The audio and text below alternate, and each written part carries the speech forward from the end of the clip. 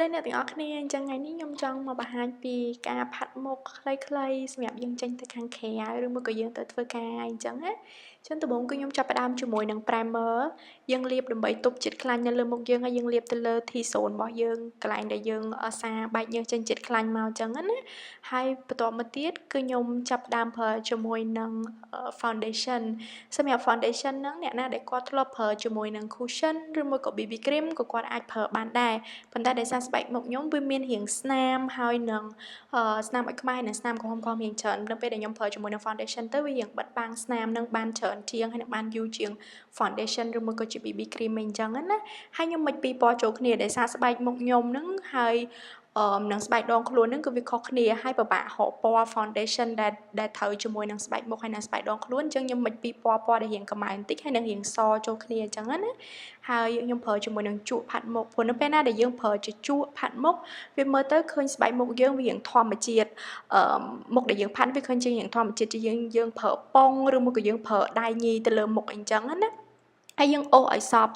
កហើយនឹងត្រចៀកយើងមកឲ្យពណ៌មុខហើយនឹងពណ៌ដងខ្លួនយើងស្មើគ្នាអញ្ចឹងណាក្រោយមកទៀតគឺខ្ញុំប្រើជាមួយនឹង concealer concealer នេះគឺយើងប្រើដើម្បីបិទបាំងស្នាមដកស្លក់ខ្មៅនៅខាងក្រោមភ្នែកថាយើងគេងអត់គ្រប់គ្រាន់ឬមួយក៏អ្នកខ្លះគឺគាត់មានស្នាម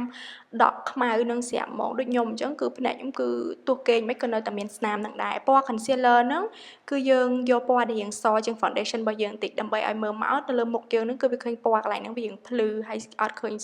ស្នាមដកអញ្ចឹងណាហើយខ្ញុំប្រើជាមួយនឹងម្សៅហុយសម្រាប់ម្សៅហុយហ្នឹងគឺខ្ញុំប្រើជាមួយនឹងជក់នៅពេលណាដែលខ្ញុំប្រើជាម្សៅផាត់ជាមួយនឹងប៉ុងវាមើលទៅវាឃើញរាងក្រាស់អញ្ចឹងបើអ្នកទាំងអស់គ្នាធ្លាប់ប្រើជាម្សៅផាត់ហើយប៉ុងក៏អាចប្រើបានដែរហើយតើតោងជាមួយនឹងផលិតផលដែលខ្ញុំប្រើទាំងអស់ហ្នឹងគឺខ្ញុំផលិតផលខ្លះគឺខ្ញុំមាន pop up នៅលើ screen នឹងអ្នកទាំងអស់គ្នាមើលអីចឹងហើយផលិតផលហ្នឹងគឺសិតតែអាចរកទិញបាននៅសិតតែអាចរកទិញបាននៅស្រុកយើងចឹងឯងគ្រាន់តែខ្ញុំអត់មានលក់អីនេះគ្រាន់តែជាអីដែលខ្ញុំប្រើប្រចាំថ្ងៃហើយអ្នកទាំងអស់គ្នាអាចមើលទៅហើយគ្រាន់តែចង់ចែករំលែកដល់អ្នកទាំងអស់គ្នាអញ្ចឹងណាក្រោយមកទៀតគឺខ្ញុំប្រើជាមួយនឹងចាមពណ៌អញ្ចាមយើងយកសូកូឡារៀងស្រាលទៅដើម្បីមើលមកឲ្យវាឃើញធម្មជាតិហើយយើងប្រើជាមួយនឹងជក់ហើយនឹង gel សិតអញ្ចាមមកឲ្យមើលទៅវាឃើញរៀងជាប់បានយូរហើយពណ៌ភ្នែកគឺយើងយកពណ៌រៀងសូកូឡាឬមួយក៏ពណ៌ទឹកក្រូចដើម្បីផាត់ពេលថ្ងៃឡើងកុំឲ្យមើលទៅវាឃើញក្រាស់ពេកអញ្ចឹងផាត់ភ្នែកតិចៗអញ្ចឹងណា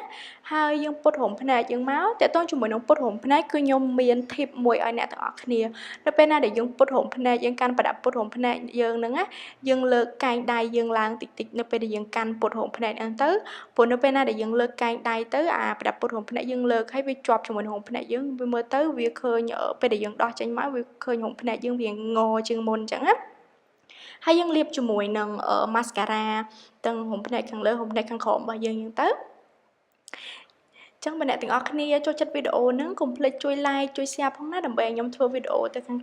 វីដេអូក្រោយៗទៀតមួយទៀតគឺខ្ញុំប្រើជាមួយនឹង bronzer នេះមិនមែនជា contour ដើម្បីផាត់ឲ្យចេញមុខវីណា bronzer ហ្នឹងគឺយើងផាត់ដើម្បីឲ្យពណ៌ម្សៅផាត់ហើយនឹងពណ៌ស្បែកមុខរបស់យើងនឹងវា blend មើលទៅធម្មជាតិយើងប្រើជាមួយនឹង color ថ្ពាល់ហើយនឹងក្រែមតាមដែលយើងធ្លាប់ប្រើប្រចាំថ្ងៃនឹងមកពណ៌រៀងស្រាលៗដើម្បីមើលទៅឃើញធម្មជាតិអញ្ចឹងទៅអូខេការផាត់មុខរបស់ខ្ញុំគឺមានតែប៉ុណ្្នឹងអញ្ចឹងបើអ្នកទាំងអស់គ្នាចូលចិត្តកុំភ្លេចជួយ like ជួយ share ផងណាបាយបាយ